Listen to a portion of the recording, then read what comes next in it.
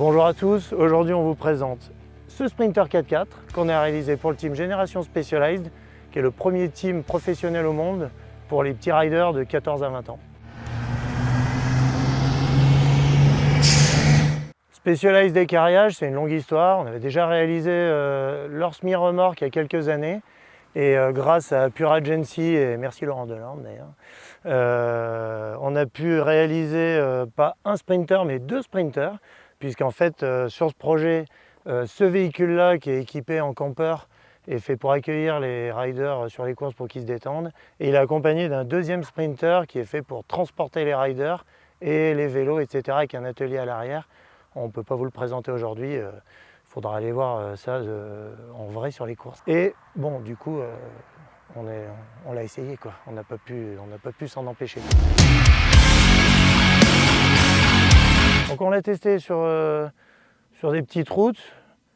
On s'est dit, bon, on est des débutants en off-road, mais on s'est dit quand même, est-ce que ça roule vite sur des chemins, un chemin roulant, est-ce qu'on peut aller vite dessus ?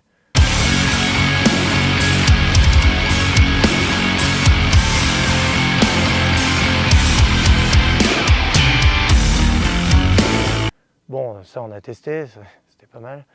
Après on a testé un chemin qui monte un peu dans les cailloux pour voir le système all-road, comment il fonctionnait.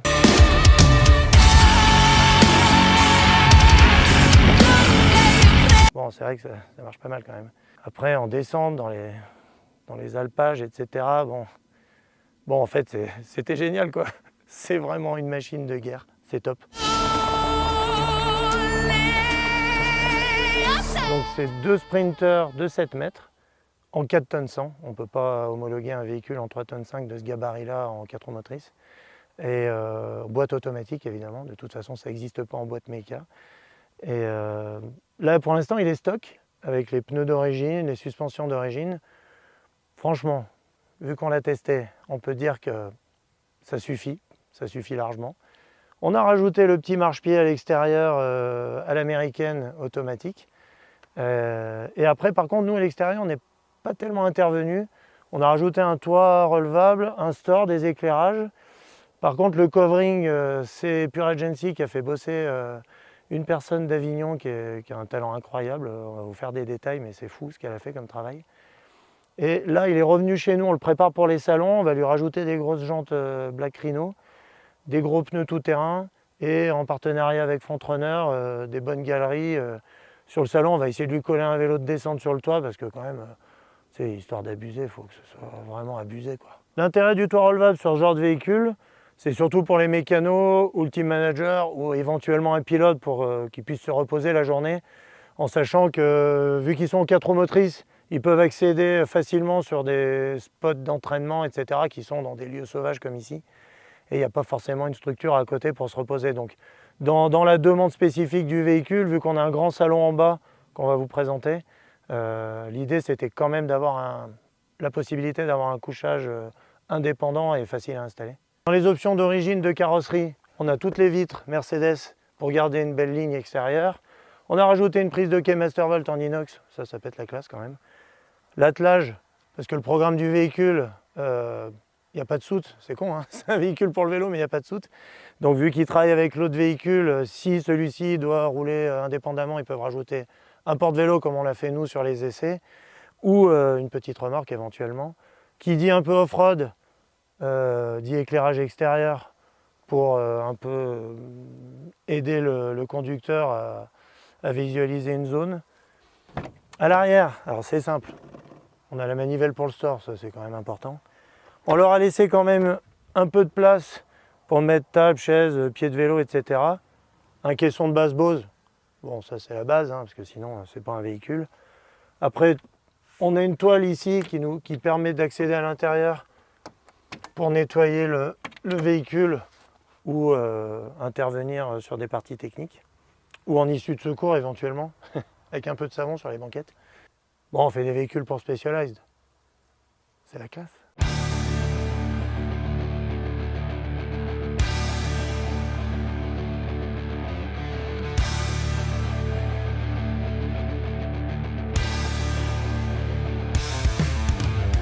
Au niveau de l'autonomie, on a prévu 100 litres d'eau propre, 100 litres d'eau usée, une installation complète Mastervolt avec un multiplex C-Zone qui nous permet de créer des scénarios dans le véhicule. Comme dans celui-ci, on a un mode race quand ils ne sont pas dans le véhicule, c'est-à-dire ils font leur métier sur le vélo. Un mode chill quand ils sont dans le véhicule en train de glander, quoi. C'est des riders, tu vois. On a également un chauffage central et Berspatcher avec un échangeur à plaques pour créer de l'eau chaude. Au niveau des options de série, on a la porte coulissante électrique.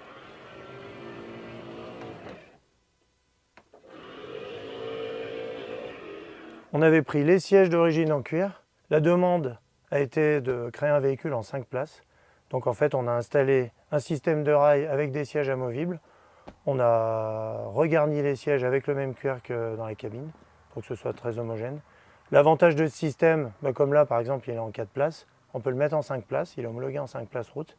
Mais aussi on peut enlever 2-3 sièges pour libérer totalement l'espace si en plus des pilotes ou du mécano, ils doivent emmener beaucoup de matériel. À l'entrée du véhicule, on a installé une double moustiquaire aimantée, cousue directement sur le joint. Un rideau thermique pour la cabine et pour ajouter un peu de discrétion. On a également boosté l'installation audio du véhicule avec un énorme caisson de basse et des petits satellites Bose. C'est bien classe.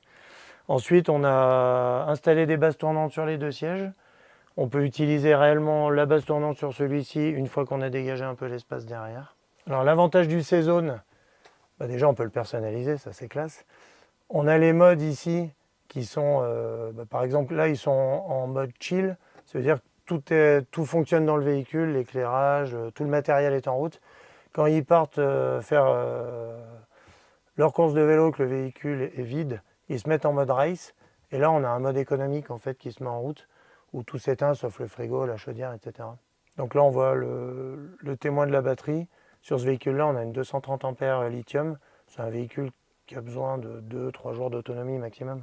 Tout le réseau est multiplexé, donc les interrupteurs sont aussi sur une centrale électronique, et après c'est nous qui donnons les règles. Donc par exemple pour les éclairages extérieurs, un appui court, ça éclaire la porte coulissante, un appui long, ça éclaire la porte coulissante, plus l'éclairage arrière.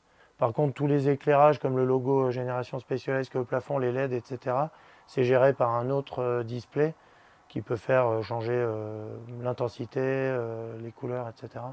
On peut moduler la couleur ici, moduler l'intensité au milieu et lancer des petites séquences lumineuses qu'on peut accélérer si y a un peu de ROM et de la musique électro.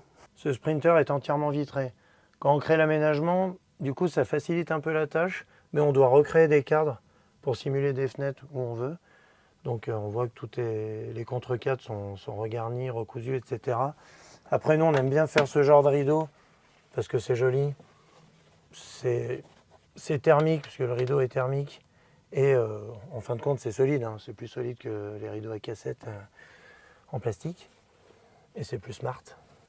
Sur ces projets on a eu carte blanche sur le style intérieur. Et bon, on a bien de la chance quand le client est OK là-dessus. Donc on a fait un style cosy mais race. C'est-à-dire qu'on a fait l'intérieur des meubles en stratifié carbone et l'extérieur plutôt des tons chaleureux, d'un bois, des couleurs assez douces en fait. Après le cuir noir, on pensait que c'était obligatoire, ça fait quand même un peu plus compétition. Mais dans l'ensemble, voilà, on a essayé de faire un endroit où les pilotes peuvent se reposer et en même temps, quand on reçoit des partenaires, des sponsors, etc., ça fait sérieux, ça fait clean et ça fait race un peu. Alors, c'est un véhicule qui n'a pas de gaz, c'est full électrique. Donc en fin de compte, on a une petite plaque chauffante. Bon, l'autonomie, si le véhicule n'est pas branché, elle n'est pas incroyable. Mais le programme de ce véhicule, c'est pas de faire à manger, c'est pas un vrai camping-car, c'est un véhicule pour aller sur des courses de vélo. Donc on a une cuisine quand même qui est équipée, qui est petite, mais qui a quand même des rangements. On a toute une série de tiroirs ici. On a aussi un grand tiroir là-dessous. Un frigo qui fait 80 litres. Un micro-ondes pour gagner un peu de temps. Des grands rangements ici. Donc bon, mine de rien, le programme c'est pas la cuisine, mais bon, il y a quand même matière. Hein. Après on a des niches de rangement ici pour les pilotes pour qu'ils posent leur petit bazar à la journée. Puis on a une très grande douche avec un rideau qui s'enroule également en tissu avec des fermetures éclair étanches. On a un WC sec. Ça, nous, on aime bien.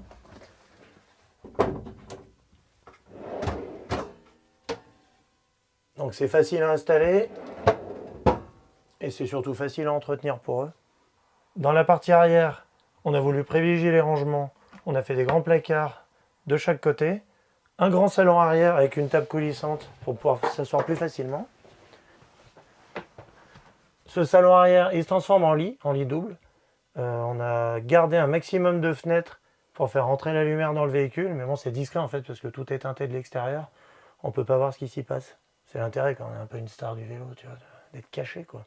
Sur les courses de vélo, ils se filment toute la journée et ils débriefent le soir sur des écrans vidéo. C'est important pour eux en fait de voir ce qui s'est passé dans la journée. Donc on a une Smart TV, un gros système Bose, parce que bon, il n'y a pas que le vélo dans la vie, hein. Et après on a rajouté USB, HDMI, etc. pour qu'ils puissent brancher ce qu'ils veulent. Et en même temps, bon, vu que c'est une Smart TV, on peut aller sur Internet facilement.